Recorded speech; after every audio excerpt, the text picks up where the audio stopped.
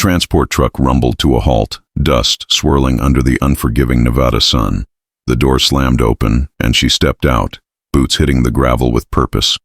Staff Sergeant Mara Collins, 24 years old, lean and focused, eyes scanning the sprawling U.S. Army sniper school facility, like she was already calculating wind speed and distance. Around her, 30 male candidates unloaded their gear. Some glanced her way, a few whispered. One laughed, a short, sharp bark that cut through the dry air. "Did they really let a girl in here?" someone muttered. Mara didn't flinch. She'd heard it before. At basic, at infantry school, at every checkpoint on the road that led her here. She slung her rifle case over her shoulder and walked toward the barracks. Behind her, Sergeant Kozlowski, a boulder of a man with a shaved head and a permanent scowl, shouted at the group, "Listen up. This is the hardest school in the U.S. Army. 70% of you will fail. The rest will earn the right to call yourselves snipers. Gender doesn't matter here. Performance does. Now move." But Mara knew better. Gender always mattered. Not to the rifle, not to the bullet, but to the men holding them.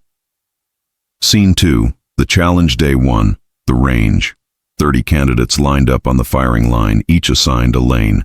The instructors paced behind them like wolves watching prey.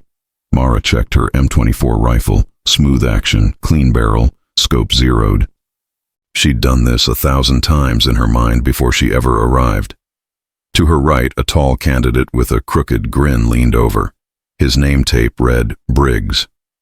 "Hey, sweetheart," he said, voice dripping with condescension. "You sure you can handle that thing? It's got a pretty strong kick." Mara adjusted her scope without looking at him. "I'll manage." Briggs chuckled. "Tell you what. First shooter to hit center mass at 800 yards wins respect. You miss. You admit you don't belong here." The candidates around them perked up. Someone whistled. Another muttered, "Oh, this is going to be good." Mara finally turned to him. Her expression was calm, unreadable. "And when I hit it," Briggs smirked, "then I'll shut up. Deal?" "Deal." The instructors noticed the commotion. Chief Instructor Gunnery Sergeant Rains, a legend with 20 years and 3 combat tours under his belt, stepped forward. "What's going on here?" Briggs straightened.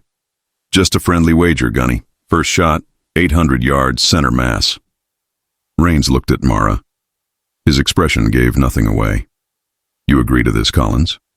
"Yes, Gunnery Sergeant." He nodded slowly. "Then let's make it official." Everyone stops. We watch. "Briggs, you're up first." Scene 3.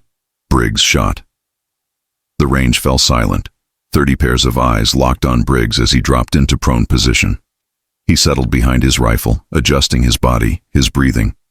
Mara watched. She noted the tension in his shoulders, the slight overcompensation in his grip. Briggs inhaled, exhaled, squeezed. Crack. The shot echoed across the desert. Downrange, the target shivered. "Hit! Outer ring! Center mass!" the spotter called.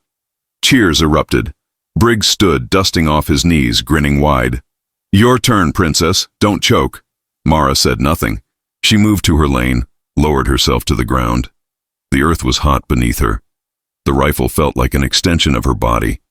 She closed her eyes for just a second. In her mind, she was back home, rural Montana, her grandfather's ranch. He'd been a Marine sniper in Vietnam. He'd taught her everything. Not because she was a girl, not in spite of it, but because she wanted to learn. "Mara," his voice echoed in her memory. "The rifle doesn't lie. It tells the truth about who you are, calm, focused, unshakable." She opened her eyes. Scene 4, the shot that changed everything. Mara's breathing slowed. The world narrowed to a tunnel. Her, the rifle, the target 800 yards away. She felt the wind, a slight crosswind from the left, maybe 3 miles per hour. She adjusted. Her finger rested on the trigger. Steady, patient, inhale, exhale, squeeze, crack. The sound split the silence like a lightning bolt. For a moment, no one moved. No one breathed. Then the spotter's voice crackled over the radio. "Perfect center mass. Dead center." The range exploded. "No way. Did she just... Holy..." Briggs stood frozen, his smirk gone. Mara rose to her feet, calm as still water, and slung her rifle over her shoulder. Gunnery Sergeant Rains stepped forward. His face was stone, but his eyes held something different. Respect. Outstanding shot, Collins. Thank you, Gunnery Sergeant. He turned to the group. This is what I'm talking about. One shot, one truth. The rifle doesn't care who you are. It cares what you do. Briggs, you owe her an apology. Briggs hesitated. Every eye was on him. Finally, he nodded. That was a hell of a shot. Mara met his gaze. We good? He swallowed his pride. Yeah, we're good. Scene 5. The trial continues. The days that followed were brutal. Wake up at 0400, PT until muscles screamed. Fieldcraft, camouflage, stalking drills where one mistake meant failure. Mara pushed through every challenge, silent and relentless. Some candidates dropped out, others failed. But Mara kept going. And something shifted. The whispers stopped. The jokes dried up. When she needed help adjusting her ghillie suit, Briggs offered tips.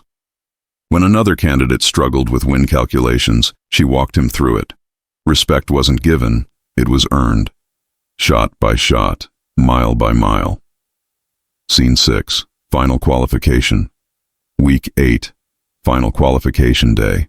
Only 12 candidates remained. The test? Hit a man-sized target at 1,000 yards. One shot. No second chances. Mara was the last to shoot. The sun dipped low on the horizon, casting long shadows. The wind picked up, variable, tricky. The worst conditions possible. She lay prone, focused, calculated. The instructors watched in silence. The other candidates held their breath. She fired. Crack. The spotter's voice came through, calm and clear. Center mass. Confirmed kill. Cheers erupted. Not mocking, not surprised. Genuine. Briggs walked over and extended his hand. You earned it, Collins. She shook it. So did you. Scene 7. Graduation. The graduation ceremony was small but powerful.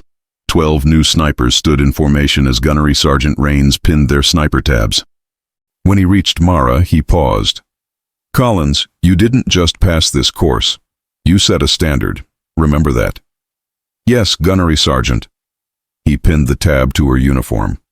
The small cloth badge felt heavier than any metal. As the formation dismissed, Mara looked out over the desert range one last time. She thought of her grandfather, of every challenge, every doubt, and she smiled, because the first shot had silenced them. But every shot after that had proven who she really was. Epilogue. Deployment. 6 months later, Mara was deployed to a classified location in the Middle East with a U.S. Army Ranger reconnaissance unit. Her call sign, Montana. On her first mission, she provided overwatch for a high-risk extraction. When the team came under fire, she neutralized 3 threats at distances exceeding 900 yards. The team leader radioed her afterward. Montana, that was some of the best shooting I've ever seen. Where'd you learn that? Mara adjusted her scope, scanning for additional threats. Sniper school, she said simply, and a ranch in Montana. The radio crackled with laughter. Roger that. Glad you're on our side. She was too, because she'd proven that skill had no gender, courage had no limitation, and a rifle in the right hands told only one story. The truth.